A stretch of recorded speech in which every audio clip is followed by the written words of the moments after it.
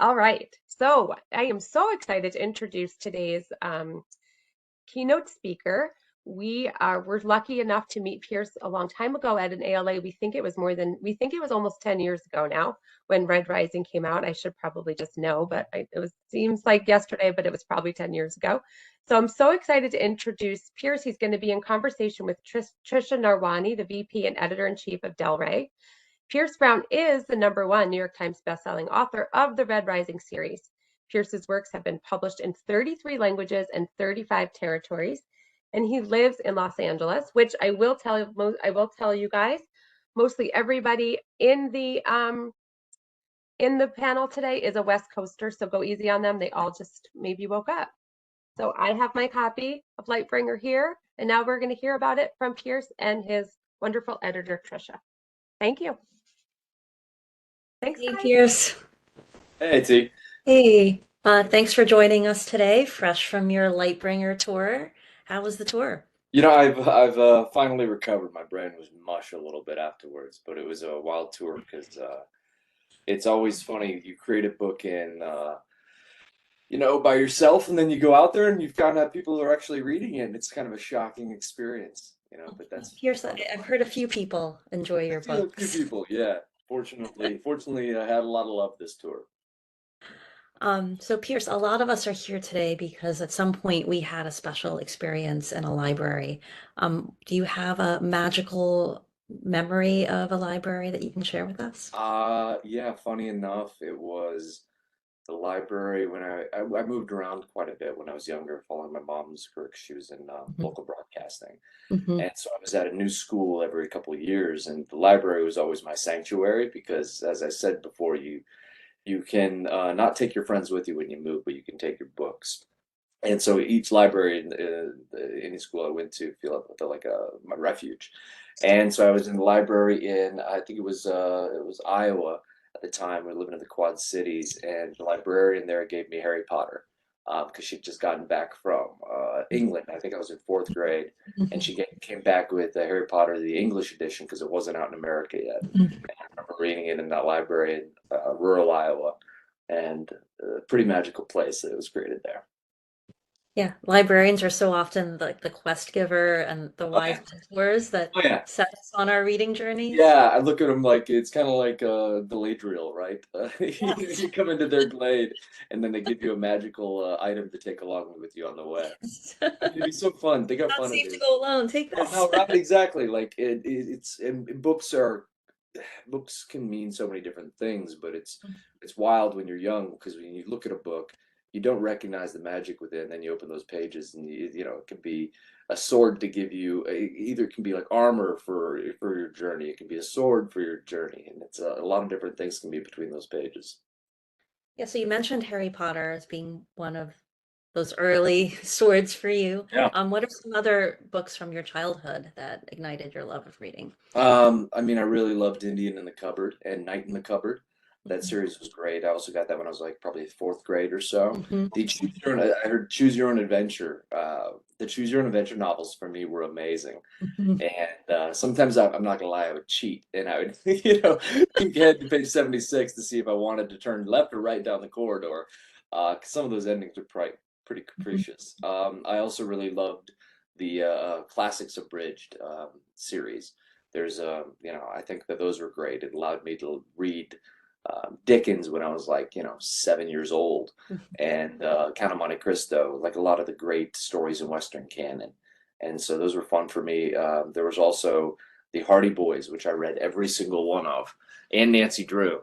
And then they had the crossover series. Oh my gosh, I had such a crush on What a Nancy Drew. moment, the ultimate historical crossover, Nancy Drew and Oh the my Hardy God, Boys. the world stood still. Yeah, especially when Nancy and Frank, Mhm. yeah, they were romantic love interests. I was quite happy about that. And Joe, who was kind of the jock one, Nancy wasn't interested in him. She wanted Frank. That's right. Um, Now I'm imagining a choose your own adventure Red Rising book, Oh my which would God, be that would be crazy. quite fun. Yeah. Yeah, yeah, But yeah. like, We got one more book in this series, Tricia. Let's keep our eye on the Mhm, prize. mhm. But yeah, in a way, you are like choosing your own adventure as a writer as you're creating these books. And what has turned out to be your favorite part of writing? Is it when you get that first amazing elemental spark? Is it later on when you're revising and perfecting? Is it something else altogether? You know, I love storytelling, but I hate Mhm. writing. Writing Yep. itself, I think Kurt Vonnegut said it, it's miserable, your back hurts, and there is no cure for it. Mhm. And I often think that the medium is the most difficult part for that, or the translation from Mm, what's in my head to the page. So I'd say that initial spark and then those moments of inspiration along the way. I think a lot of fun we have with it is because, you know, I work a bit more collaboratively along the process than I think a lot of writers do. right. So what I'll do is I'll call Tricia up, uh, kind of in like a panic state, and say I have this wild idea, and then I rattle off several Mhm. different ideas at you about how to solve a situation, or Mm, and then seeing that spark from you. I think right. when we find the right idea, that's a really enjoyable experience for me. It's kind of that act of sharing because I've said that Mhm. writing books for me is like when I was a kid, my favorite thing to do was build a fort in the forest. I Mhm. switched it up to grow up in some rural settings sometimes, sometimes cities, which was a bit harder. But the rural settings, my favorite thing to do was build a fort and then have friends over and then go play in the fort. And the friends who really would believe that it was Minas Tirith or play along or Middle Ages or something, man, those are my people. The ones that didn't, that was a bit more difficult. But books to me and ideas and stories to me are like building a fort in the forest and having people come play in it. And so when I find that idea that sparks with you, it makes me think, it makes me feel like a kid again. And I think you see it. I get this manic tone, my eyes start Mhm. twinkling, and we can just run off to Minas Tirith together or wherever.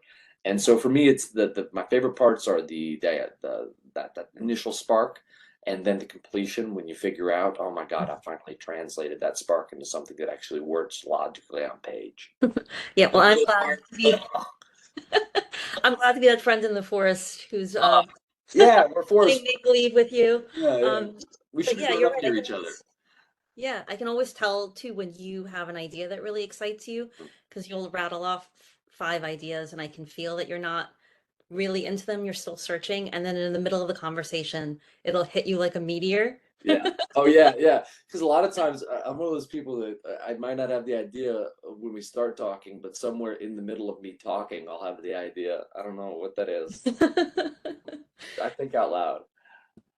Um, yeah, it's a little bit of a Darrow-esque. I will Yeah. Darrow my way out of the situation that I got myself into. Well, to be honest, I really appreciate your patience in putting up with me.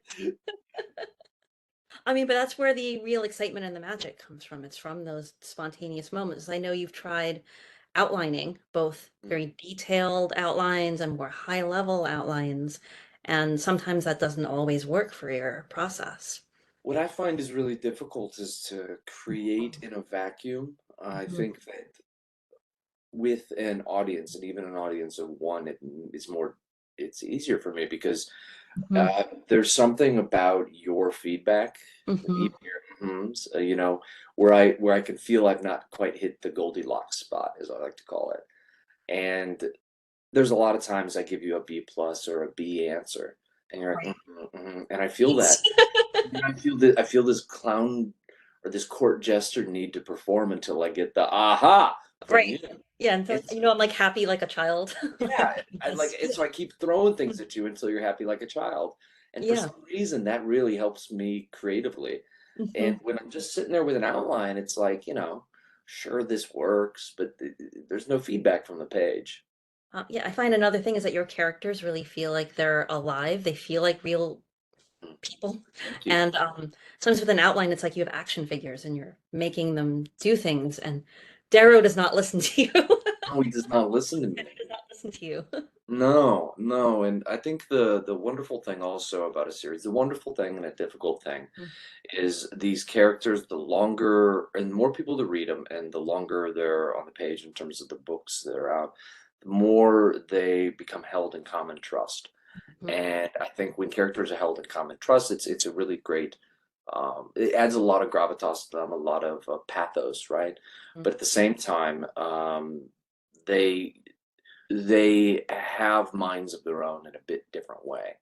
Mhm. And so me putting them on an outline and just making them do like what I want them to do as action figures is quite dangerous because I can do something in a vacuum that is against the common trust in a way. And so when I get to, figure out an idea with you, Mhm. we're talking.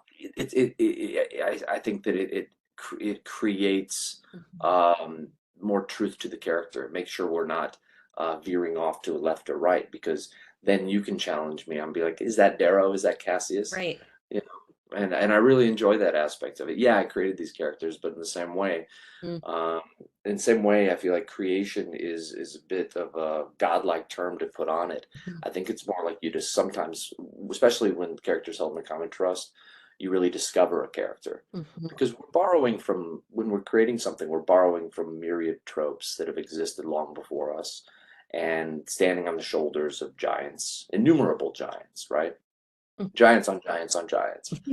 And so you take all those kind of ideas or even feelings and then you build on them. I mean, I've told you before, Darrow and Cassius, one of the most important relationships in the Red Rising series, emotionally comes from The Fox and the Hound, the old Disney Yes. movie. And there's just two vivid scenes I remember from childhood, and their relationship for me is trying to tap into those two vivid emotional frequencies. But then Fox and the Hound, where does that come from? Prince and Mhm. the Pauper. Mhm. And where does that come? I don't know. Probably some biblical story. But anyway, Yeah. Yeah. I mean, that's a friendship dynamic that's like throughout all types of stories and myths and also our own lives. but then you and I We get all have those opposites attract friendships. to, but I think it's, if I had an editor who was not as engaging as you are, and I couldn't just call, I Mhm. find that would be very difficult for me. I know a lot of authors like creating in vacuums, but Yeah, some next authors year, have to yeah, go in that like cave and yeah. disappear for years and come out with the holy tablets. Yeah, the holy tablet, right? Yeah, that's not me. No, I'm kind of down. I'm kind of down like gambling with the people by the fireside. But So, yeah, good. yeah. No, I'll say please. you mentioned first of all if we'll move to question and answer session really soon. So um our fine librarian friends, please type your questions into the chat and we'll answer them. But before we get to the Q&A, one more question. You mentioned standing on the shoulders of giants to create this series. Some of those giants are Greek and Roman. There's a lot of influence from Greek and Roman history and mythology. How did you get interested in the classics? Gosh, I think it was as a kid. I was given quite a few books about the Trojan War, Trojan Mhm. War in Greek mythology, and certainly I think there's almost something in our genetics to be attracted to it. Mhm. I've always felt a little suspicious about a monotheism, and in a lot of monotheism, there's this concept that the people are not worthy, um, Right. and can never hit the mark, right? Sin means to err, to miss the mark, and Mhm. humans are always sinning. And I feel like there's something very attracted to me in the humanist way of the Greek gods and the Roman gods, particularly, I mean, the Greek gods, uh, and their understanding of it, because the gods being just as flawed as humans, then it's kind of an investigation of humanity. Their gods are an investigation of humanity, whereas some of the other gods I encountered during my childhood were, an indictment of humanity. And I always found it really fascinating to hear the gossip of the gods. Mhm. Like when I was a kid, like I think also I found like Xena Warrior Princess when I was like 7. So all you apparently need to do to get a 7-year-old boy interested in Greek and Roman myths is, put Lucy Lawless on screen. Uh-huh. I think she did that for a lot of us. Got us Oh interested. man, I remember the first time I saw my dad. So me, because I'd have to wake up really early because it was on like WGN, Hmm. and Hmm. I had to wake up really early on Sundays before church, And I remember there was like a love scene between like Ares, the god of war, who wanted like Xena to be his goddess of war. Mhm. And I'm watching that, and my dad comes in, and my mom was trying to convince him it was an educational show. Then he walks in the sex scene between those two before church, and I was like, and I didn't get to keep watching Xena for years because my dad said, "I don't want you to idolize violence and Right. sex." And I'm Yeah, like, oh yeah, and I'm like, oh, the Greeks didn't idolize violence or sex. Maybe not they at did. all. Maybe they did. And yet, look at where those memories of Xena have gotten you. My And my yes, dad dies. My dad dies thinking about that because I was like, you know, it comes from Xena, and you shouldn't have gate kept all those things from me. And he's like, ah, it was a very confusing time. I was trying to make, raising you. yeah, Funny, you and I both talk about that a lot. Is those influences when we were kids, um, are very germane to what we do now. And they were looked at as idle distractions, right? They were looked at yes. as distraction from our schoolwork. You got to go do your calculus. And yeah, that didn't help me. Yeah, but it's often the thing that we're not supposed to be doing as kids, but that we're drawn to from the beginning. It's who we are and who we Yeah. end up becoming. Well, I look at it also this way. Like, there's so much competition out there. We're so specialized, Hmm. society, especially America. Hmm. There's so much competition in everything that you can never put your X factor into something that you don't love. Right. So even if you are smart enough to be a great lawyer, there's a lot of people smart enough to be great lawyers. And if you can't actually invest your X factor through love into something, you're never going to really shine or be happy. Well, I mean, that's right. Only you could have written Red Rising, the specific combination of your personal experience and the Count of Monte Cristo and a memory, a stray memory of Xena and everything that's ever happened to you has become the But series. kind of like you, we could have done a lot of things. I don't Mhm. think I'd be really great at a lot of those things. I think I might have had the skill set, but I don't think I would have the follow through. Yes, I would have been a perfectly fine doctor or lawyer, as my parents would have liked. I would love to see Dr. Narwani, Oh gosh. pink hair, coming in to give me a Mad scientist type of doctor, more surgery on like. my appendix. Yeah. You'd be so mad scientist. Oh, that'd be great. I do want the lab coat. I do want the basement laboratory We could and get you the all those strange things. assistant. We could get you Uh, all those things without you having to get a degree. that is correct. Yeah. So we have two questions in the chat. So Pierce, Yes. who are your currently active author inspirations?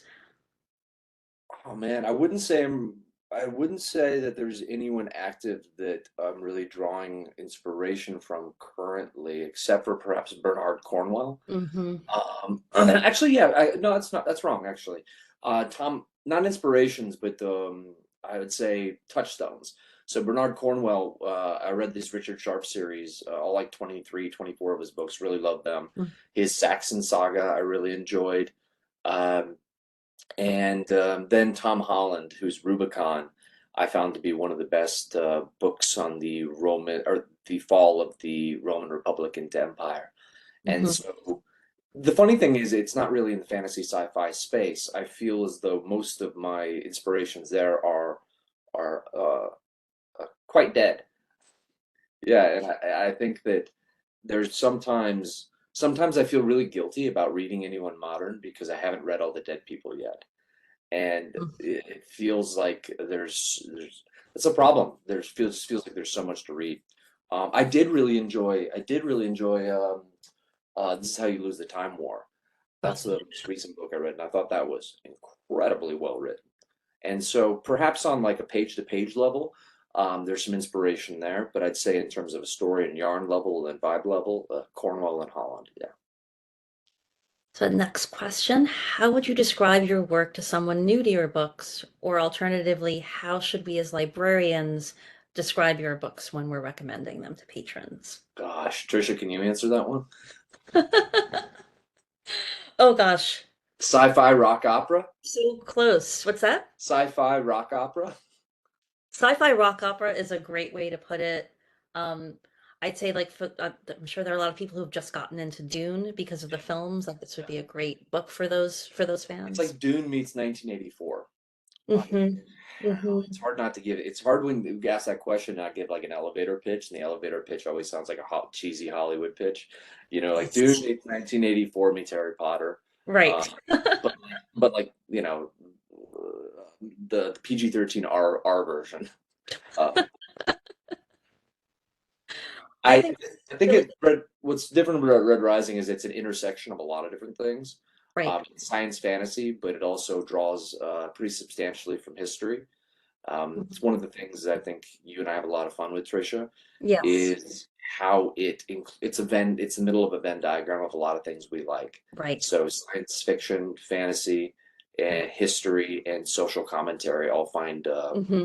a place in Red Rising. Yeah. So, in many ways, it's a story about finding your power, uh, Hmm. but then also questioning the archetypes of heroes. Yeah, I remember you saying that a lot of what you do is just take mythic pop culture structures and then make them your own and make them weird. And I love that description. Another next question. How important is it for Darrow to separate his sense of right and wrong versus the golds? I'm reading the first book, Red Rising, and I have just gotten to Titus's punishment, and I wonder at Darrow's guilt at not being the one to punish him. I think so. In my books, is a caste-based structure. Um, Hmm. 14 different colors. At the top are the golds, at the bottom are the reds. The story follows a Hmm. red named Darrow, a manual laborer who has to infiltrate the golds Hmm. in order to bring down their society from the inside. To do so, he has to pretend like he's a gold. And so I think what's interesting about Darrow is that he is always at war with himself. Golds are not at war with themselves. And so they don't really have to question their morality the same way. But I would say that war going on inside Darrow when he's having to do things to be efficient, when he's having to do things to get the task done. Unlike Golds, he's constantly there's shearing forces going on inside him, and I think those shearing forces are what make him a hero because his actions actually make him quite villainous a lot of times.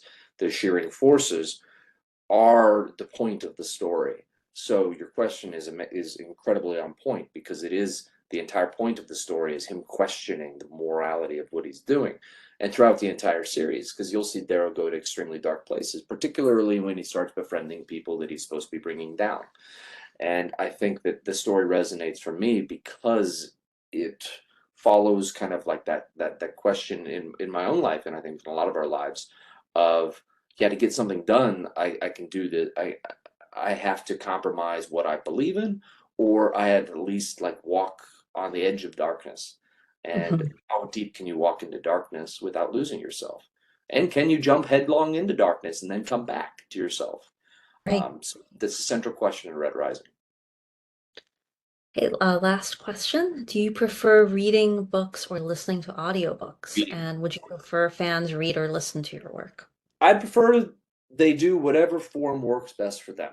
Hmm. I find that with reading, I'm a very visual person, and I find with reading, Hmm. uh, there's nothing that beats it. Not a film, not someone telling me a story. Uh, Hmm. I am then I am then the act. Then my brain, in my brain contains the multitude of the directors, the actors, the editing, the soundtrack, all of it. When put it like this, Hmm. when you're reading a book, the only filter is your brain. Between the story that the author has for you and you. Just your brain is a filter. When you're listening to a book, the filter is then the narrator, Hmm. the editor, the sound quality. There's a lot more filters to go through that don't come from the author. So, as an author, I would say I would prefer you to read it, but really, I want you to do whatever works best for you to get the Hmm. story. Because a lot of times we don't have time to read. Just look at the book. And I don't think a lot of people have long commutes in our world. So do what you want to do. That said, the egomaniac wants you to just read it. Yes. And also Tim Gerard Reynolds is an Uh, incredible yeah. narrator. He's an incredible narrator and I think often can bring a new like how do I say it? A new life to the story that Yes. perhaps particularly he does it with this incredible Irish accent and has like a lot of different accents for the characters, so it can breathe new life into it. So it Hmm. all depends on what you like. I mean, I listened to that box set of the Hobbit, And Mm. it created a tone and like this majestic, beautiful tone in my head that I adored. And if I just read The Hobbit, which I eventually did, if I just read The Hobbit, maybe I wouldn't have had that same magic. So whatever works, as long as you're not just waiting for the TV show or film. Yeah. So Iris in the chat asks, why did you choose to give the main characters British accents instead of American accents? I assume this is referring to the audio Oh, the version. audio. I mean, the audio. The Reds were inspired by the Irish migrant working class in the 1800s Mhm. America, and Mhm. it felt culturally very interesting to me. And Brits make so then for the other accents, it made more sense for it to be Commonwealth accents. And I thought Brits always made better imperialists than Americans, at least because I just For the imagine. class dimensions, Oh yes. yeah, and there's nothing like Michael Caine atop a camel, in his helmet, sipping tea, being ha ha ha. And so there's something completely like, yeah. Sometimes the archetype is hilarious. Like Brits, archetypally make better villains than Americans, in my opinion. But that's my cultural bias probably. Um, and the thing is, Tim does a lot of different accents. Like I think I asked him to do for the Far Rim, which is like the gas giants, people that live out there. I wanted him to do a kind of a South African accent, and he did a great job on that. So I think you just have to sometimes choose which direction you're going to go. And I don't think like Darrow having like a Southern accent in a sci-fi fantasy setting would like be particularly interesting. Like, Yes. what if he sounded he's from Louisiana?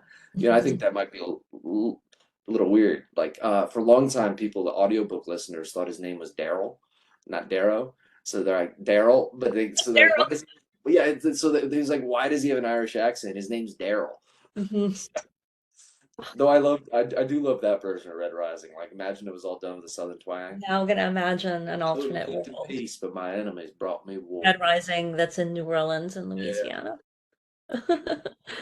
Well, I think we're just about out of time, but thank you, Pierce. It was awesome as always to talk to Yeah, you. it's so fun And rambling with you. yes, and thank you, librarians, for joining us. It's been great. Oh Yeah, yeah. thank you, Tricia Pierce. That was awesome. Any last thoughts? We don't want to rush you off, but we really appreciate your time. No, just want to say thanks for having me. It was a fun experience. Gosh, it was 10 years ago now that we think about it. I know. ALA was like it was very funny to me because throughout when I would tell teachers when I was younger that I wanted to be a writer, and they kind of like chuckled. In fact, some outright laughed. Librarians were always into it though. They were probably the most supportive about wanting to be a writer because they never thought about how unlikely it was. They were all just rooting for me, and I think it's a very special class of individual here. It's like in a Dungeons and Dragons party. This is like the healers and the druids. And so I think it's a very cool thing that you all do, and thank you for listening to Tricia and I ramble and talk about our book. No, that was fun. And you're right. Librarians have been fans since the beginning. We've been with going on this journey, the Red Rising journey with you has been so fun.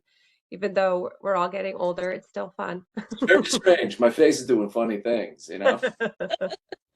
We don't like talking about how much time goes by, but No. thank you both so much. This was so fun. And I'll put you on the spot. Pierce, he did say before in the practice session that we should ask him to do more stuff. So Yeah. we will. Should do more stuff. Well, I mean, Random House they were protective of me, I think, because they're like, finish the damn book, Pierce. But finish That, that well, last that's one. true. So yeah, We don't want to distract you too much, no, but not if too there's much. something good, we will reach out, definitely. Well, this kind of stuff Thank is a you. lot of fun. So thank you, and hope you guys have a great webinar. Yes, and we also are giving away t-shirts, Howler t-shirts as a raffle prize. Are So you? Oh, librarians, make sure you go in and enter to win um, some t-shirts for your patrons. Yeah. All right. Have a great day. Thank you so much, both of thank you, you. very, very much. See you guys later. Bye. Bye. Take care. All right, like I just said, we are putting in the chat again the resource hub that we created for today.